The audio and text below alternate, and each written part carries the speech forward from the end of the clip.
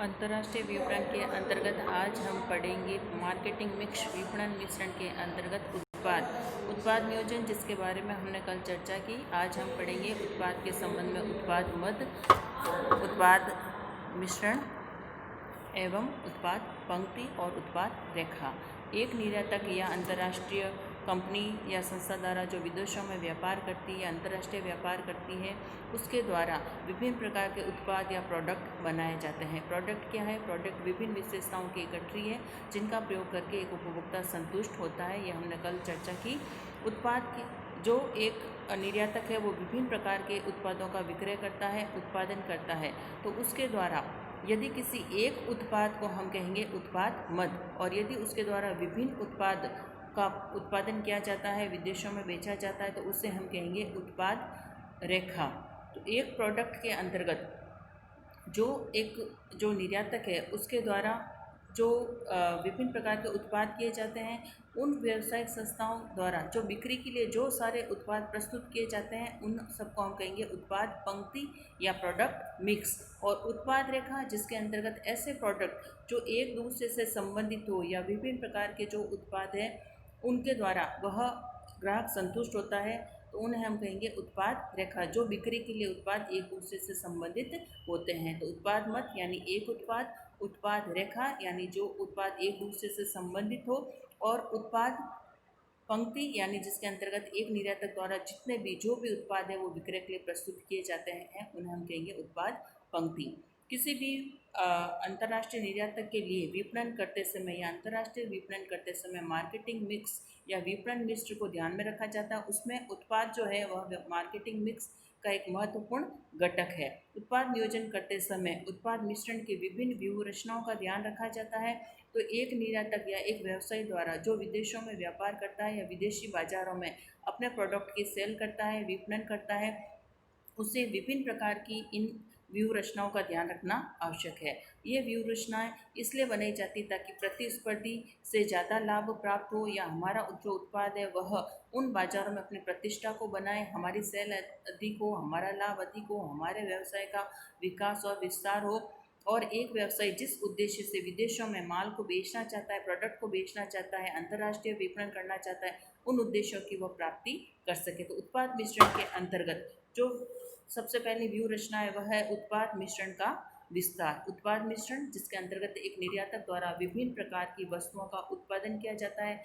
जिन भी वस्तुओं का उत्पादन किया जाता है उन सबको कहेंगे उत्पाद मिश्रण। तो एक विक्रेता द्वारा या एक निर्यातक द्वारा विदेशों में अपने उत्पाद नियोजन करते समय या उत्पाद से संबंधित सारे जो उद्देश्य हैं या लाभ प्राप्त करने के लिए वह यह व्यूह रचना भी बना सकता है कि अपने उत्पाद मिश्रण का विस्तार किए जाए। वो जिन उत्पादों का उत्पादन कर रहा है या बेच रहा है विदेशी बाजारों में, उसमें विस्तार करे और नए उत्पादों का निर्माण करके और नए उत्पाद बनाकर उनको बेचे ताकि वह प्रतियोगिता का सामना कर सके। दूसरी जो व्यूह रचना है वह है उत्पाद मिश्रण का संकुचन या कॉन्ट्रैक्शन। इसके अंतर्गत जिन उत्पादों को विक्रय के लिए बेचा जा रहा है, यदि उनका लाभ कम हो रहा है या सेल कम हो रही है, तो उन उत्पादों में से कुछ उत्पादों को वह बाजार में से वापस निकाल ले।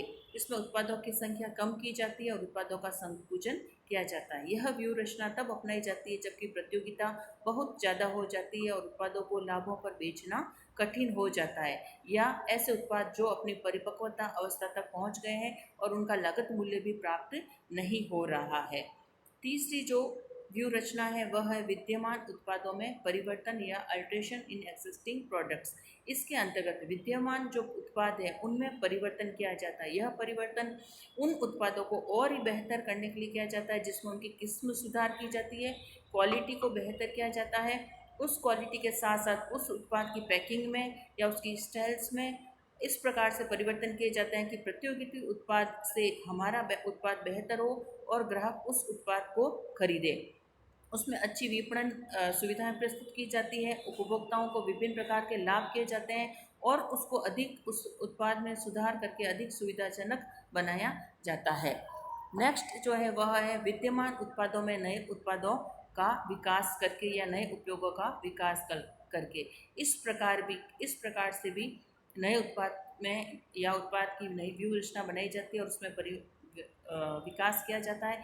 इस व्यूह रचना के अंतर्गत एक संगठन या एक व्यवसाय या एक अंतर्राष्ट्रीय निर्यातक अपने उत्पाद को नए नए उपयोगों को लेकर नई उसमें विशेषताएं जोड़कर ग्राहकों के समक्ष प्रस्तुत करता है, विदेशी बाजारों में प्रस्तुत करता है, ताकि वह विद्यमान उत्पादों के नए उपयोग से ग्राहक आकर्षित हो और उस उत्पाद को क्रय करे। नेक्स्ट जो है व्यू रचना वह है ट्रेडिंग अप एवं ट्रेडिंग डाउन। ट्रेडिंग अप इसके अंतर्गत एक संस्था अपनी उत्पाद पंक्ति में से एक उच्च मूल्य के उत्पाद को इस उद्देश्य से उसमें जोड़ देती है कि विद्यमान जो कम मूल्य का उत्पाद है वह क्रय करने वालों में वृद्धि होगी, यानी कि विक्रय बढ़ेगा।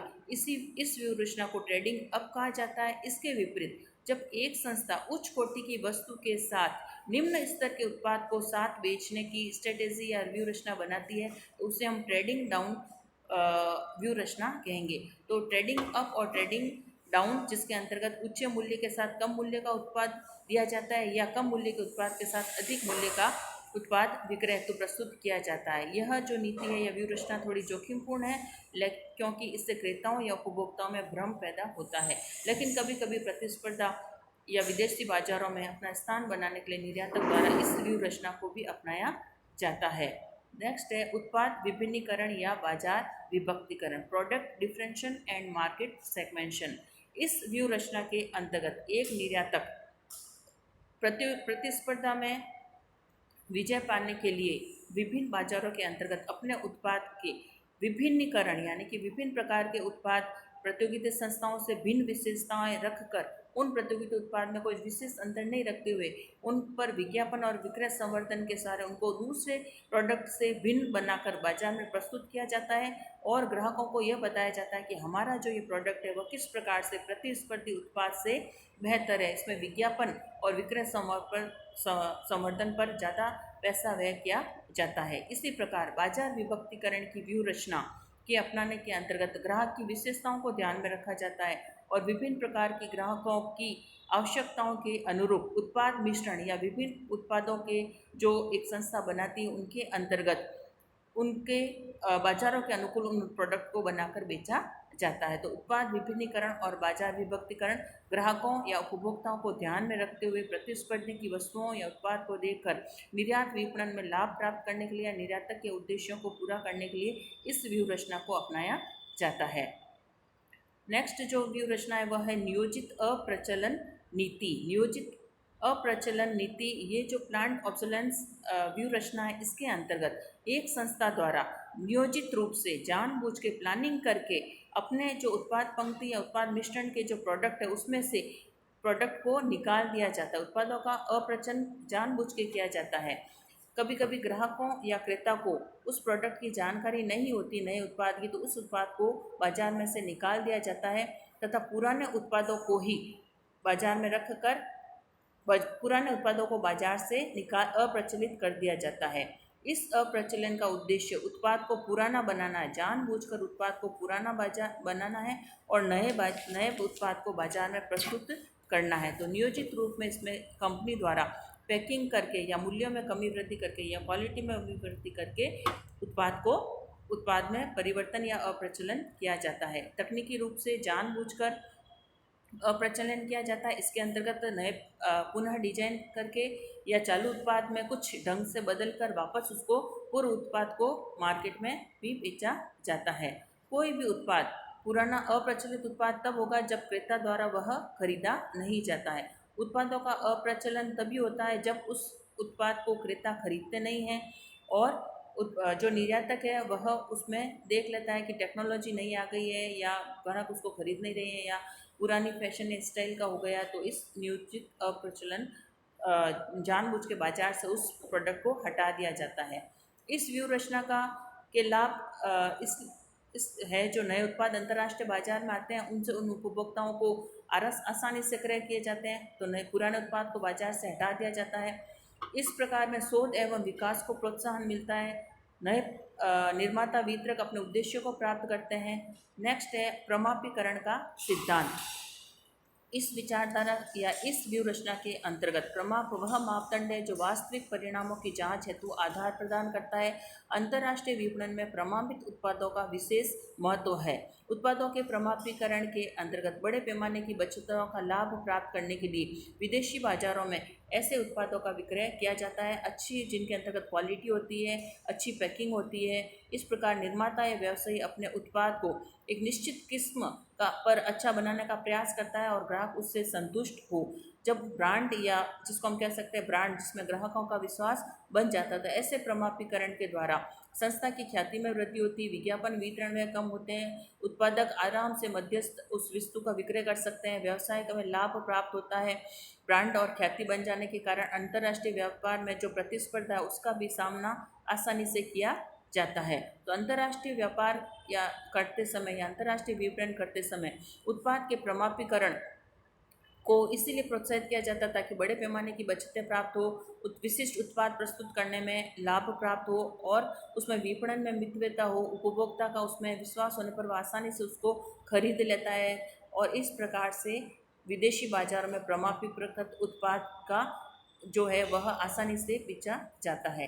नेक्स्ट जो व्यू रचना है वह है सरलीकरण का सिद्धांत। इस सिद्धांत के अंतर्गत यह जो सिद्धांत है इसके अंतर्गत या इस व्यू रचना के अंतर्गत जो सरलीकरण यानी जो उत्पाद मिश्रण है उसमें से उत्पाद भिन्नताओं, आकार, प्रकार, किस्म, डिजाइन आदि विभिन्न प्रकार की जो उनके अंतर्गत विभिन्नताएं होती है उनमें उत्पादन में वितरण लागत में कमी करते हुए उत्पादन अप्रचलन देर से किया जाता है। अर्थात सरलीकरण से आशय सीमित उत्पाद पंक्ति से है। इसमें उत्पाद पंक्ति में कमी की जाती है। यह एक ऐसी व्यू रचना है जिसमें निर्माता द्वारा अनावश्यक वस्तुओं का निर्माण बंद कर दिया जाता है तथा एक या कुछ ही उत्पादों के निर्माण या विक्रय का कार्य किया जाता है। इस प्रकार उत्पाद सरलीकरण उत्पाद विविधीकरण के ठीक विपरीत है। उत्पाद विभिन्नीकरण के अंतर्गत विभिन्न प्रकार के उत्पादों को बाजार में प्रस्तुत किया जाता है, जबकि उत्पाद सरलीकरण के अंतर्गत उत्पाद मिश्रण में से वस्तुओं या उत्पाद को निकाल दिया जाता है और यह सरलीकरण नितांत आवश्यक सोच कर किया जाता है। उत्पाद को उत्पाद पंक्ति में बनाए रखने के लिए आवश्यक होने पर ही यह कार्य किया जाता है। इस प्रकार निर्माता सरलीकरण से के माध्यम से विदेशी बाजार में अपने संसाधनों का अधिक लाभप्रद उपयोग करता है, विक्रय परिणाम और लाभों में वृद्धि करता है, कीमतों को न्यूनतम रखा जाता है, सरल विपणन व्यूह रचना को अपनाया जाता है, संगठन को मितव्यय व्यय होते हैं और प्रबंधक इसमें अपनी योग्यताओं को पूरा करते हैं। तो इस प्रकार हमने उत्पाद नियोजन के अंतर्गत उत्पाद पंक्ति, उत्पाद मिश्रण और उत्पाद से संबंधित व्यूह रचना विभिन्न व्यूह रचनाओं के बारे में जानकारी प्राप्त